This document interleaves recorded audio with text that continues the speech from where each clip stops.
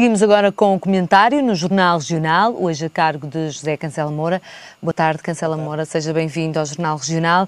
O Sindicato dos Trabalhadores da Administração Local, o SETAL, disse hoje que era provável, com a extinção de algumas empresas públicas, municipais, o despedimento de 12 mil trabalhadores. Antes mesmo, vamos falar desta lei que exige a extinção de algumas empresas municipais, falando destas e da gênese destas empresas. Cumpriram durante alguns anos a sua função?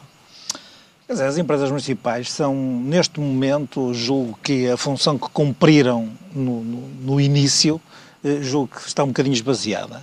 Porquê? Porque ao longo deste tempo houve eu diria, uma espécie de ensaio sobre aquilo que poderia ser a organização municipal à volta destas entidades. Julgo que cumpriram muito bem este papel no início, e quando estamos a falar no início, entre 96, 97 e 98, foi quando saiu o primeiro regime jurídico das empresas municipais, e nessa altura elas serviram para agilizar os procedimentos administrativos nas autarquias locais. Dou um exemplo, normalmente para se comprar esferográficas ou fazer-se um concurso público para a adjudicação de uma obra, as coisas tornam-se muito complicadas. Estas empresas municipais nem estavam, na questão das esferográficas, nem estavam também, portanto, preparadas para fazer adjudicações de obras, mas ali no meio termo há determinado tipo de coisas, como a organização de um evento, que efetivamente esses procedimentos deveriam ser flexibilizados, ou muitas vezes para se fazer a gestão de uma piscina ou de uma biblioteca. E então as empresas municipais serviram precisamente para flexibilizar estas funções de uma autarquia. Por outro lado, também serviram para tirar peso aos recursos humanos dos próprios municípios, porque o contrato individual de trabalho era aquele que era usado nestas empresas e que é usado equiparando-se a um trabalhador com um contrato individual de trabalho, uma entidade completamente autónoma do próprio município. Por outro lado, criou-se também a possibilidade destas empresas municipais criarem um centro de custo por cada um dos equipamentos, por exemplo, que também é importante ter em consideração que as autarquias muitas vezes têm um rol completo da luz ou do telefone que pagam e eventualmente nunca sabem se aquele equipamento gastaria quanto de trabalhadores, quanto de luz, quanto de água, quanto é que teria de receitas e, portanto, isto ajudou a organizar, a tornar mais funcional grande parte daquilo que eram, portanto, os pelouros que as câmaras municipais tinham. Mas em última instância sobre a alçada das próprias autarquias a que eram pertencentes as empresas respectivas. Claro, aliás, estas empresas municipais são detidas a 100% pelos municípios, em alguns casos, noutros evoluíram para outra situação, e eu agora falaria da forma como elas se tornaram, eu diria... Esvaziaram-se um bocadinho de conteúdo. Até numa primeira fase eu diria de uma outra forma. Eu julgo que elas ganharam uma importância demasiado grande, porque os vereadores foram esvaziados de competências para estas empresas municipais, retirando talvez a parte das obras municipais e do urbanismo, que mesmo assim, por exemplo, como Vila Nova de Gaia até tem empresas ligadas ao urbanismo, mas grande no parte... Porto também e com o acionista privado. É verdade, mas isso já foi uma variante da própria empresa municipal. Mas aquilo que eu dizia é que as empresas municipais assumiram uma importância muito grande e até inverteram um bocadinho aquele vértice que nós podemos dizer de democracia direta que nós temos nas autarquias. Isto é, o Sr. Presidente da Câmara nomeava e destituía de forma livre os próprios administradores, que por sua vez exerciam as competências daqueles que estavam diretamente eleitos, que eram os vereadores. Numa fase seguinte, esta agilização de procedimentos nunca esteve, desde o princípio, nunca esteve sujeita ao visto do Tribunal de Contas e à fiscalização preventiva, no fundo, daqueles custos. Numa fase seguinte, com a revisão da própria lei do Tribunal de Contas, julgo que talvez a meio da década de 2000, acabou por impor-se determinado tipo de regras que equipararam estes procedimentos internos nas empresas municipais àqueles outros que já se faziam ao nível da administração pública. E então, é por isso que eu digo que as empresas municipais começaram a ficar vazias daquele objetivo principal. Eu próprio fui autarca e fui administrador de uma empresa municipal e admito que, efetivamente, se numa primeira fase parecia interessante este método, eu penso que este procedimento depois abriu a porta a determinado tipo de coisas que eu acho que são um bocadinho mais perniciosas. Por exemplo, o aumento de recursos humanos humanos, a própria mobilidade interna entre a empresa e o município tornaram um bocadinho fácil o recrutamento de pessoas um bocadinho fora das regras que a administração pública tem e que levaram a este tipo de excessos.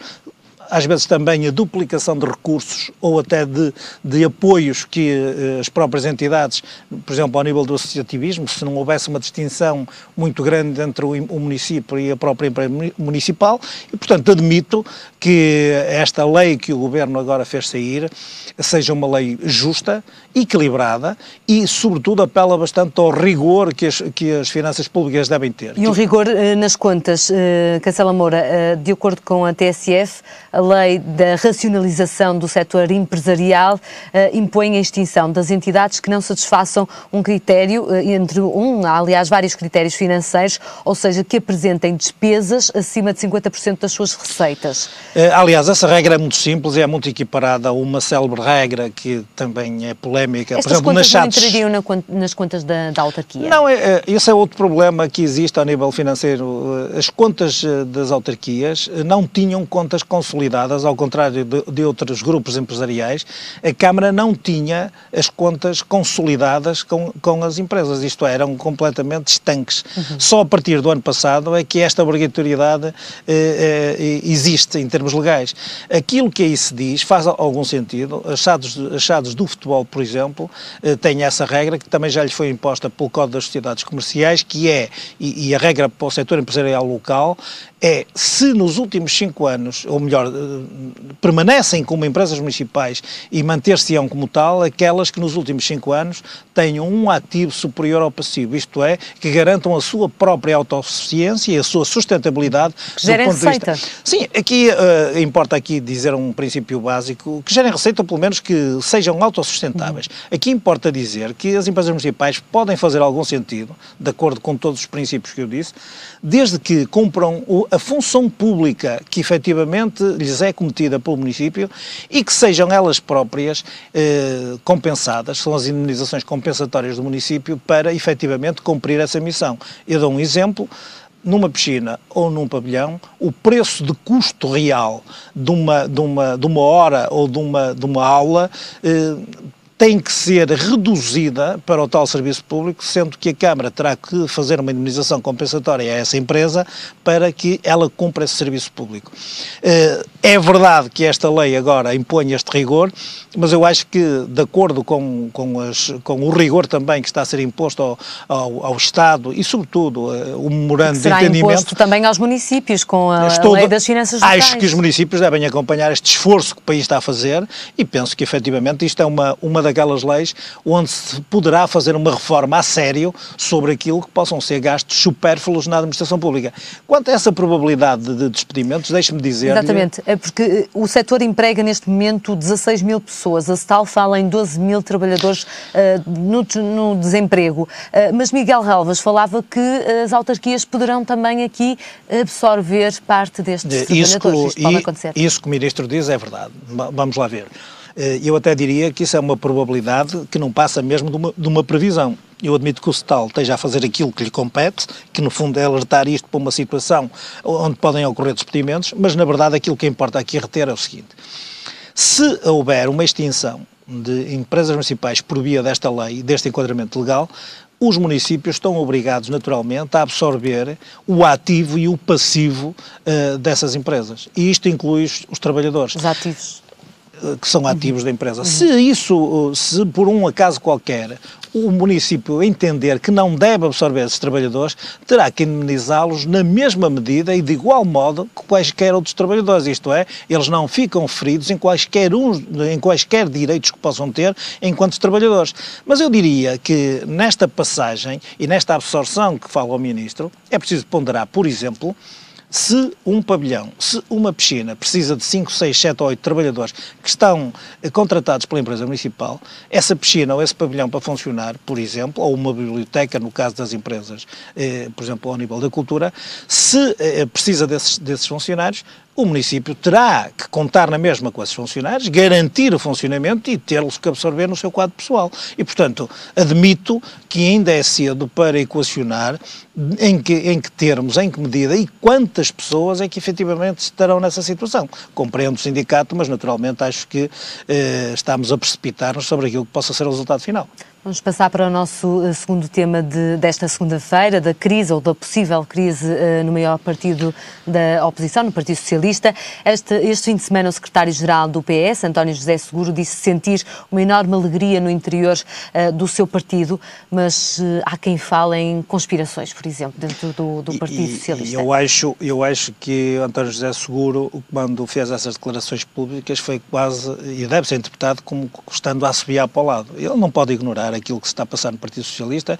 Eu julgo que numa primeira fase a ala socrática foi tendo alguns laivos de defesa. Falava hoje disso, não, acreditei, não essa, mas essa ala socrática, desde que efetivamente Sócrates se afastou, umas vezes por voz de José Lelo, outras vezes por outros ministros, mesmo até pelo ex-ministro Silva Pereira, têm vindo ao longo deste tempo a fazer a defesa do ex-primeiro-ministro e, de quando em vez, vem fazer essa defesa, por exemplo, aqui na região do Porto, Renato Sampaio tem sido exemplo disso, e, de quando em vez, têm feito críticas à direção do partido. Elas tinham sido veladas até há pouco tempo, elas tornaram-se um bocadinho mais audíveis pelas ambições de António Costa. Portanto, não se compreende muito bem também esta posição de muitos dirigentes que pediram agora ao Congresso antes das autárquicas.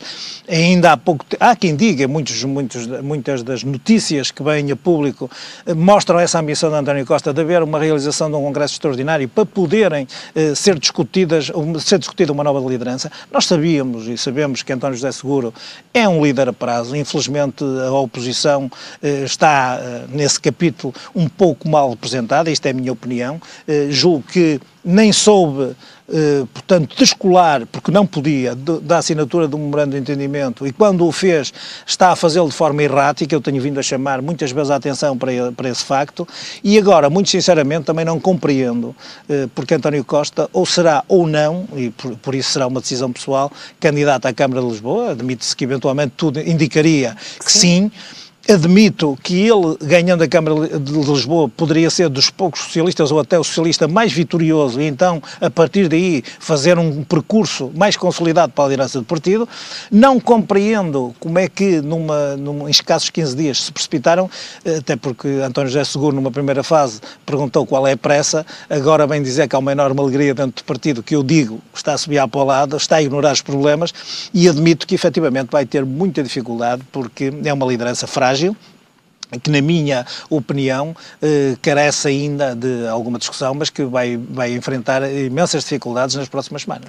Mas os últimos acontecimentos, nos últimos 15 dias, não estarão, de momento, Cancela Moura, a acontecer por causa desta movimentação também da oposição e da pressão. Muita gente fala em eleições legislativas e não autárquicas. Eu acho que há um frenesi muito grande na oposição, sobretudo até para reclamar eleições legislativas. Importa aqui dizer que estamos muito próximo de um período... De fevereiro, dos 4 mil milhões, não é? Mas, para além disso, estamos muito próximo depois, a seguir, de um período onde não é possível marcar eleições porque vai haver eleições autárquicas e, portanto, as eleições legislativas serão muito mais para a frente do que aquilo que as pessoas imaginam. E este constante reclamar de eleições legislativas por parte do Partido Socialista eu compreendo. É que os primeiros resultados das políticas governativas poderão ocorrer no segundo semestre deste ano. E eu admito que as próximas autárquicas, mesmo sendo um teste muito difícil para o Governo, possam também já ser num período onde se comecem a ver os primeiros sinais de retoma que o próprio país pode fazer. E, portanto, o certo é que as sondagens já dão um arranque do Partido Socialista à frente. Admito que sim, e isto há uma conjugação, exatamente, quer das sondagens, portanto o Partido Socialista sente-se preparado para isso, e o PSD também não tem que ter pressa, porque efetivamente os primeiros resultados, como digo, poderão vir no segundo semestre. Aliás, esta ida aos mercados e todos estes sinais positivos ao nível nível da macroeconomia, indiciam um bocadinho esta situação. E eu julgo que o Partido Socialista verá aqui uma oportunidade, mas eu acho que importa que os portugueses são pessoas, penso que tal como o outro eleitorado são pessoas esclarecidas, importa aqui dizer que o Partido Socialista foi quem negociou o memorando de entendimento, foi o responsável da situação em que o país se encontra e, portanto, eu admito que aqui o Partido Socialista vai ter que me explicar muito aos portugueses, mesmo mudando uma liderança, para que tudo, eventualmente, seja visto numa perspectiva completamente diferente. Portanto, eu acho que o Partido Socialista, neste momento, está a fazer uma má oposição, porque estão com tricas internas, estão, neste momento, com discussões e voltados para o interior e muito longe do país, que eventualmente exigiria uma oposição muito mais responsável, muito mais atenta, a escrutinar tudo o que o Governo está a fazer. Cancela Moura, agradeço-lhe o comentário nesta segunda-feira aqui no Jornal Regional. Até uma próxima oportunidade.